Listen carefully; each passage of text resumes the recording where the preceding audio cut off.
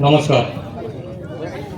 महाराष्ट्राची कुलस्वामिनी आई तुळजाभवानी, रयतेचे राजे छत्रपती शिवाजी महाराज, भारतरत्न डॉक्टर बाबासाहेब आंबेडकर, क्रांतीसूर्य महात्मा ज्योतिबा फुले, परंडा शहराचे ग्रामदैवत हजरत ख्वाजा बदरुद्दीन चिश्ती साहेब, हिंदुहृदय सम्राट बाळासाहेबजी ठाकरे व त्यांच्या तालमीत तयार झालेले तुम्हा आम्हा सर्वांचं लाडकं व्यक्तिमत्व स्वर्गीय कैलासवासी ज्ञानेश्वर तात्या पाटील साहेब,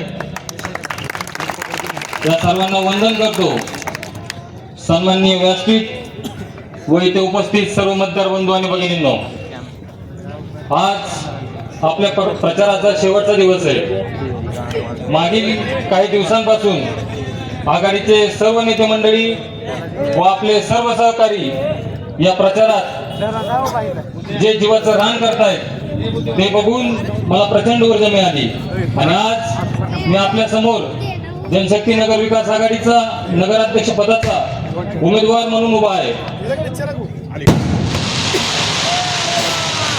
मला आपल्या सर्वांना आवर्जून आठवण करून द्यायची की मागील विधानसभेवेळी जोपर्यंत रणजितदादांचा अर्ज माघार घेतला नव्हता तोपर्यंत विरोधकांची दमछाक झाली होती आणि आज तात्यांचा दुसरा मुलगा मैदानात उतरला आहे.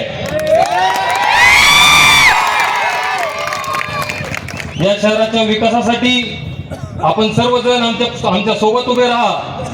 जर या कायम नगराध्यक्षाला कायमचा घरी नाही बसवला तर पाटील नाव लागणार नाही. आपण सर्वांनी आघाडीचा जाहीरनामा वाचला असेलच.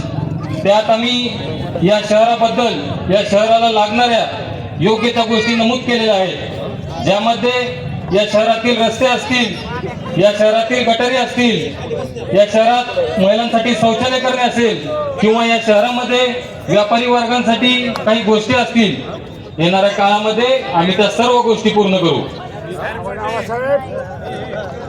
आणि मला आपल्या सर्वांना आवर्जून सांगायचंय की आघाडीचे सर्व उमेदवार सुशिक्षित आहेत, स्वच्छ प्रतिमेचे आहेत. तुम्ही आमचा एकदा विचार करा. पुढील 5 वर्ष आम्ही या शहराच्या विकासाचा विचार करू. आणि मला आपल्या सर्वांना आवर्जून सांगायचंय की तात्याचं या शहरावर खूप प्रेम होतं. आज तात्यांना जाऊन 1.5 वर्ष झाली आहेत, पण तात्यांनी कमवलेली ही जनता जर समोर बघितली तर माझं आजही मन भरून येतं. आज आमच्या डोक्यावरती जरी छत्र नसलं तरी मला विश्वास आहे की ही जनता आमच्या पाठीशी आमचे मायबाप बनून ठामपणे उभे राहील. आणि आज मी नगराध्यक्ष पदाचा उमेदवार म्हणून नाही तर तुमच्या घरातील तुमचा बंधू, तुमचा मित्र, तुमचा मुलगा म्हणून तुम्हाला विनंती करतो, या शहराच्या उज्ज्वल भविष्यासाठी येणाऱ्या 2 तारखेला छत्री या चिन्हासमोरील बटन दाबून मला व आघाडीच्या सर्व उमेदवारांना प्रचंड बहुमताने विजयी करा.